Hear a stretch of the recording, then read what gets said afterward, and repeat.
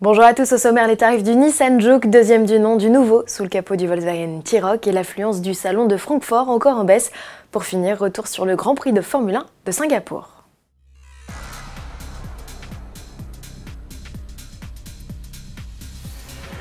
La carrière du Nissan Juke de deuxième génération est officiellement lancée. Le SUV citadin qui a snobé le salon de Francfort en Allemagne, mais pour la blague a été présenté à Francfort, un lieu-dit de la commune de Courpignac, en Charente-Maritime, s'apprête désormais à rejoindre les concessions.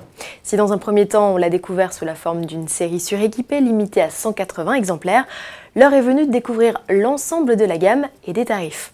Pour l'heure, seul un 3 cylindres à litre turbo-essence de 117 chevaux est proposé au catalogue. Le bloc peut être associé à 5 finitions. Le niveau d'entrée de gamme reçoit une clim manuelle et quelques aides à la conduite de type reconnaissance des panneaux ou freinage automatique d'urgence avec détection des piétons et des cyclistes. Caméra de recul, système d'ouverture main libre, sélecteur de mode de conduite, siège avant chauffant ou encore dispositif de conduite autonome s'ajoutent au fur et à mesure que l'on monte en gamme. La finition la plus chic, N-Design, joue la carte de la personnalisation avec des coloris et ambiances spécifiques. Les tarifs démarrent à 19 990 € et culminent à 27 640 € pour le haut de gamme avec la boîte automatique double embrayage à 7 rapports. Produit en Angleterre, le nouveau Nissan Juke doit rejoindre ses premiers clients à la mi-novembre. Du nouveau sous le capot du T-Roc, alors que Volkswagen a profité du salon de Francfort pour communiquer à fond sur sa nouvelle famille de modèles 100% électriques, son SUV citadin s'apprête à accueillir un nouveau bloc diesel. La gamme sera bientôt chapeautée par un 2 litres TDI de 190 chevaux. D'office, cette mécanique fera équipe avec la transmission intégrale 4Motion et la boîte DSG à 7 rapports. Elle renforcera le catalogue déjà composé des TDI 115 et 150 chevaux. Autre nouveauté à suivre sur le T-Roc, un pack esthétique full black comprenant des éléments noirs, chromés et un motif décoratif spécifique sur la custode arrière et une édition Beats avec système audio de 300 watts. Ne reste plus qu'à connaître les prix et disponibilité de ces nouveautés en France. Le salon de Francfort, on le disait, 2019 a fermé ses portes. La fréquentation de l'événement automobile est une nouvelle fois en recul avec un peu plus d'un demi-million de visiteurs venus fouler les moquettes du salon.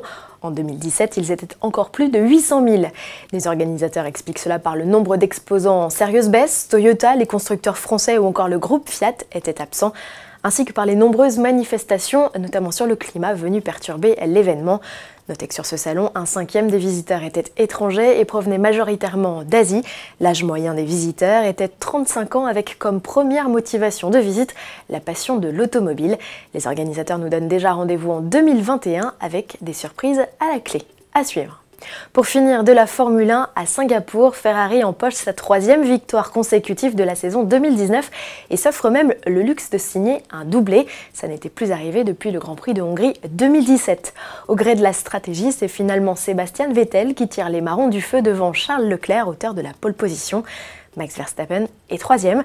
Lewis Hamilton termine à la porte du podium. Au championnat, le Britannique conserve son leadership avec 65 points d'avance sur son premier poursuivant, Valtteri Bottas, finlandais qui voit dangereusement se rapprocher de lui les jeunes loups, Charles Leclerc et Max Verstappen. Il n'y a plus que 31 points qui les séparent. Prochain rendez-vous à Sotchi, en Russie, ce 29 septembre. À demain.